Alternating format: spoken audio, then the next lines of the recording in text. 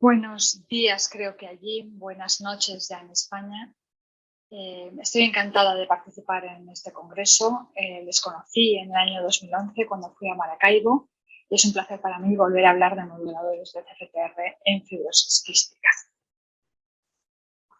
Voy a pasar muy por encima por la introducción de la enfermedad porque todos ustedes la conocen, enfermedad autosómica recesiva, genética.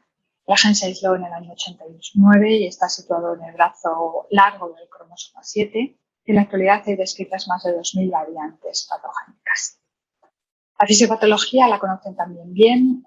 Lo que se produce es que al no haber o no funcionar CFTR, la membrana apical de las células epiteliales, este es el paradigma de la fisiopatología de la alteración en el pulmón, no hay secreción de cloro y se produce una hiperabsorción de sodio y agua que determina la deshidratación de la superficie líquida del epitelio y la alteración del aclaramiento mitocondrial.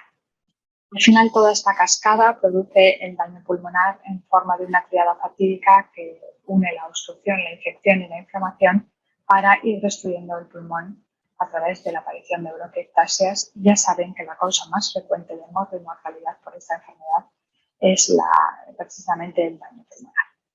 ¿Qué es esto de una variante patogénica? ¿Cómo se clasifican? ¿Por qué no las llamamos mutaciones? Mutaciones son alteraciones en un fragmento del gen, pero no todas las mutaciones producen algo malo. Hay mutaciones que llamaremos variantes no patogénicas, es decir, no causan fibrosis quística. Hay otras que sí la causan, las más conocidas. Hay otras que sabemos que tienen consecuencias químicas variables, que pueden ser o no patogénicas en función de que tengan un otro alelo o los genes modificadores circulantes, y hay otras que se van descubriendo día a día y se publican cada vez más nuevas variantes con significado clínico incierto. Todavía no sabemos. Estamos descubriendo todavía más cosas en esta enfermedad. Esto lo tienen claro, hay una gran diversidad, la incidencia es muy variable, más importante en la raza caucásica, pero sí tenemos que tener en cuenta que la variante C508del es la más frecuente y la tienen en al menos un alelo el 85-90% de las personas con fibrosis quística. ¿Cómo clasificamos estas variantes? Las podemos clasificar en clases. Esta es la clasificación clásica de siempre, aunque se ha añadido una nueva clase últimamente, que es la clase 7 o también llamada 1B. Entonces, estas clases se han hecho de acuerdo al tema conceptual de dónde está el defecto en la proteína. Puede estar en las de clase 1, aunque no haya una transcripción y no haya la formación hacia el paso al DNA, al RNA mensajero, porque hay un codón de parada, con lo cual no hay proteína. Fenotipo grave puede ser una clase 2 porque la proteína está mal conformada, mal plegada y el retículo endoplásmico lo manda a destruir en el Golgi. Tampoco hay proteína, suelen expresar un fenotipo grave de enfermedad. Las mutaciones de clase 3 hay proteína, pero es una proteína que no funciona porque no se activa la apertura del canal, con lo cual también suele corresponder a un fenotipo grave de la enfermedad. Y en la clase 4 tendríamos una disminución de la conductancia, es decir, se transporta cloro pero no en cantidad suficiente. Clase 5 hay menos proteína pero funciona normalmente. Y en la clase 6 es una proteína muy lábil que se degrada y se destruye permanentemente. De forma que los genotipos asociados a la clase 1, 2, 3, pero también a la clase 6 y 7, en donde ni siquiera se forma el RNA mensajero, suelen dar fenotipos con formas graves de la enfermedad, mientras que las clases 4 y 5, en donde haya algo de proteína funcionante, darán lugar a fenotipos más suaves, entre comillas, de la enfermedad. Pero otro concepto que tenemos que tener en cuenta es que al final el funcionamiento depende de la cantidad de CFTR que funcione en la membrana apical de la célula epitelial y también depende del funcionamiento de ese canal, es decir, si se abre o no se abre y en qué cantidad puede ser capaz de secretar cloro. De forma que al final lo que nos importa es, en definitiva, no tanto los mecanismos y cómo es el defecto genético, sino cuál es la actividad global de CFTR, es decir, qué cantidad de transporte de iones, fundamentalmente de cloro, que medimos por la concentración de cloro en sudor, se produce, que será, por lo tanto, el producto del número de canales, de la probabilidad de que se abran y que tengan una conductancia normal. Al final, y este concepto lo tienen que entender para explicar sobre todo la tipo de terapia en la que me voy a centrar, que es que tenemos una actividad de CCTR que llamamos, que está asociada a variantes patogénicas que llamamos de función mínima. ¿Por qué? Porque o no hay cantidad o no, aunque haya, no funciona. Y hay variantes patogénicas que se incluyen dentro de lo que llamamos función residual. Hay cantidad, que secreta algo, y hay una funcionalidad disminuida, pero existe. Entonces, después de esta breve introducción, yo he venido a hablar de los moduladores. Quiero aclararles que voy a pasar por encima o muy rápidamente porque me voy a centrar en la triploterapia, en los nuevos moduladores aprobados. Recuerden que Ivacaftor, Calideco es el nombre comercial, es un potenciador que se ha utilizado para la variante G551D, donde se hicieron los ensayos y que fue altamente eficaz para mejorar la función pulmonar, disminuir las exacerbaciones pulmonares, mejorar la puntuación en el dominio respiratorio y las encuestas de calidad de vida, aumento de peso y disminución de la concentración de cloro en sudor. Posteriormente se hicieron ensayos clínicos que incluían la G551D, pero otras mutaciones de clase 3, de forma que se amplió la indicación para estos pacientes. Pero tenemos que tener en cuenta que esto ocurre en un 3-5% de la población mundial, de forma que el objetivo fundamental es la modulación de la variante patogénica más frecuente, la C508D, para lo cual el siguiente modulador, Orkambi, es la combinación de un corrector con el potenciador Ivacaftor, que en los ensayos pivotales produjo una mejoría modesta de la función pulmonar que se mantuvo en el estudio de extensión, pero produjo disminución en el tiempo de las hospitalizaciones, el tiempo hasta la primera exacerbación y el empleo de antibióticos. Posteriormente se creó un nuevo corrector que intentaba y es más potente que el Lumacaftor, que se llama Tezacaftor. La combinación con el potenciador Ivacaftor tiene el nombre comercial de Symdeco en Estados Unidos o Symkevi de la Unión Europea. Aquí en esta diapositiva final quiero ponerles la comparación que han tenido Orkambi y Symkevi con respecto a Calideco, que es el nombre comercial. Calideco sigue siendo muy eficaz para mejorar la función pulmonar, lo es poco Orkambi y lo es algo más Symkevi.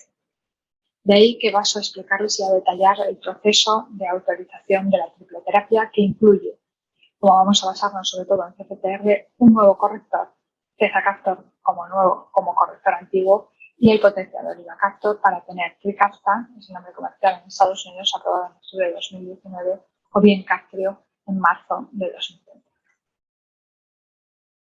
¿Cuál es la hipótesis de esta triploterapia?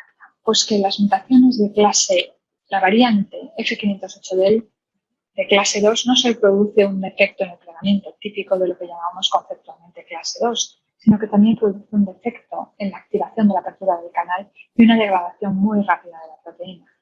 Esto es el defecto asociado a clase 3 y a clase 6. De forma que en la hipótesis de trabajo con la triploterapia es que la asociación de dos correctores y un potenciador podía remediar sustancialmente todos estos defectos. Para entender conceptualmente los ensayos, vamos a genotipar a las poblaciones de acuerdo a lo que hemos explicado anteriormente. Genotipo de los homocigotos, es el genotipo FF, y heterocigotos que tengan asociado, además de C508del, una mutación de función mínima, una mutación de actividad o apertura de canal o gating en su traducción inglesa, o bien una mutación de función residual. Estos son los 3 ensayos clínicos pivotales que se aprobaron y de los que vamos a hablar, sobre todo de sus resultados de eficacia y seguridad. Todos ellos se hicieron en mayores de 12 años de edad. Luego ya posteriormente se han hecho ensayos en menores y ya se han aprobado por la FDA en los Estados Unidos. El primero fue el estudio 102, es un estudio aleatorizado a placebo para el genotipo heterocigoto función mínima.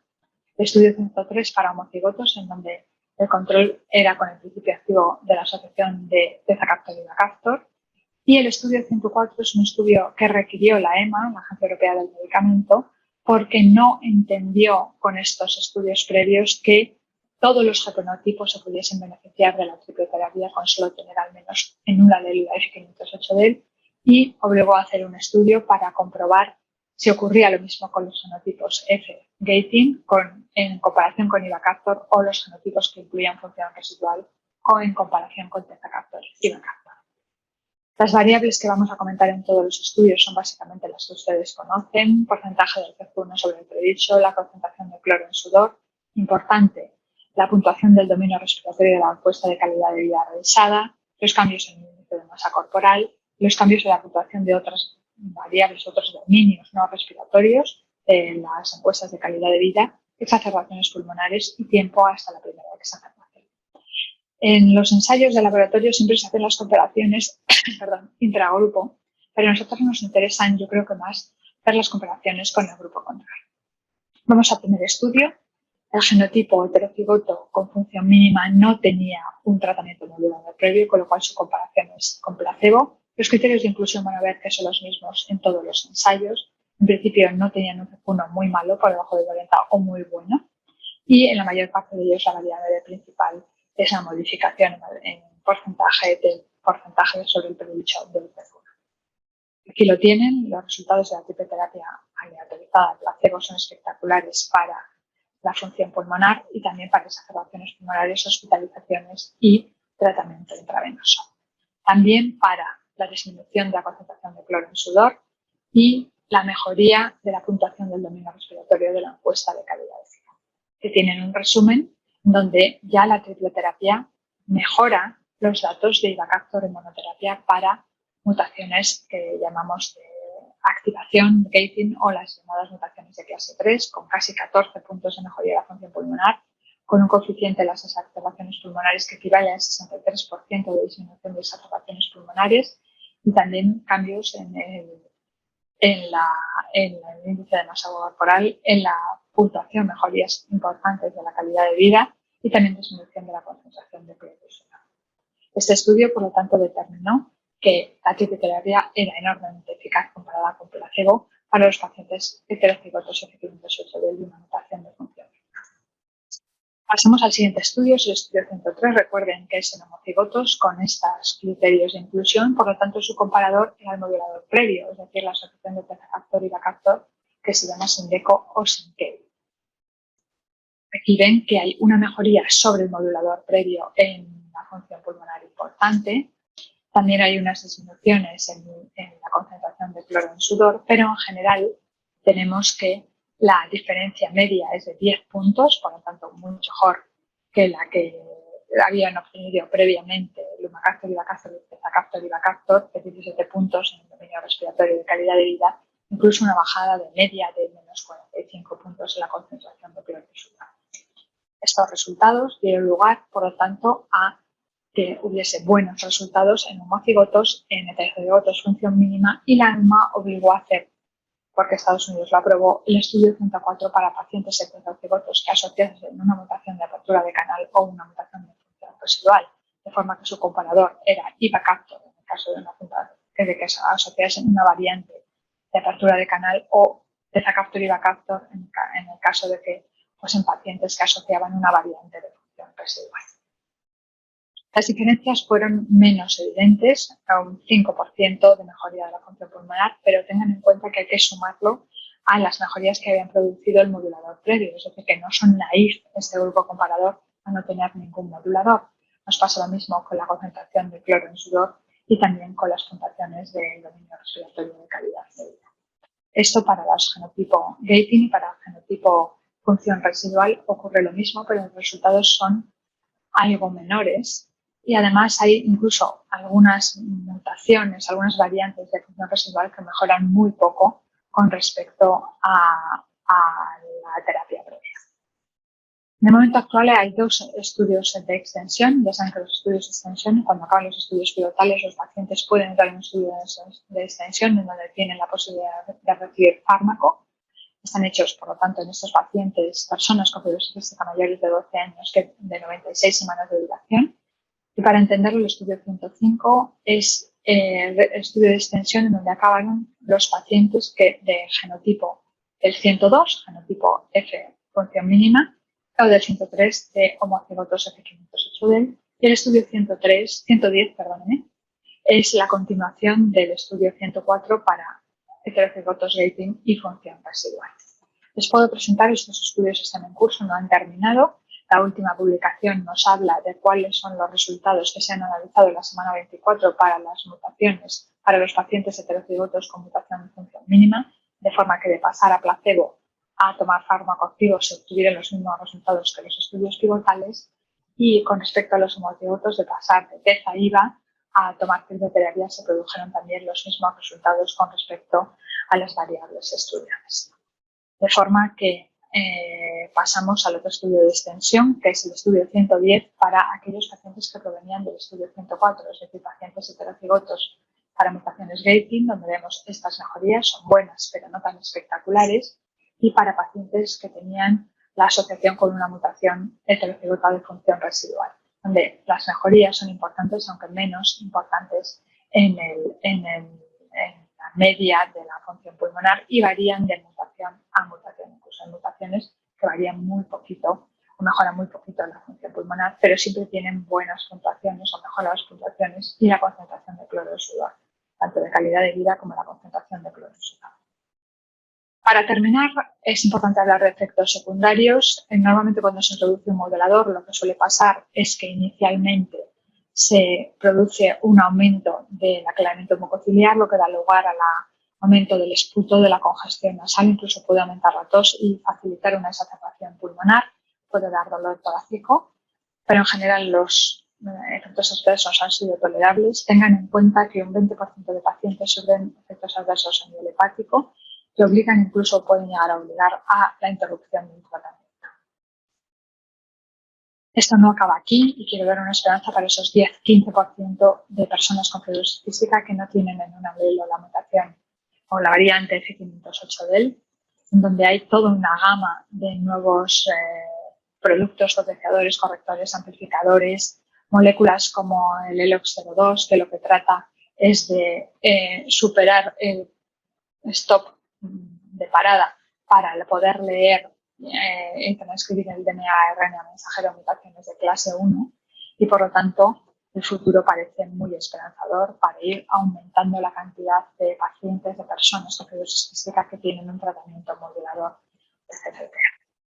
Quiero terminar con este editorial de New England de uno de los descubridores del gen, Francis Collins, en el año 89, que escribió poco después de nuestra identificación del gen CFTR, escribió una canción titulada Atrévete a soñar. La letra expresaba la esperanza de que el descubrimiento del gen condujera a tratamientos eficaces para la fibrosis quística y que algún día viéramos a todos nuestros hermanos y hermanas respirando libres. Es profundamente gratificante ver que este sueño se está haciendo realidad. Muchas gracias a todos, les saludo y les despido desde el Ramón y Cajal, nuestro premio Nobel de Madrid, y quiero darles las gracias por su atención, y ahora pasamos al turno de preguntas.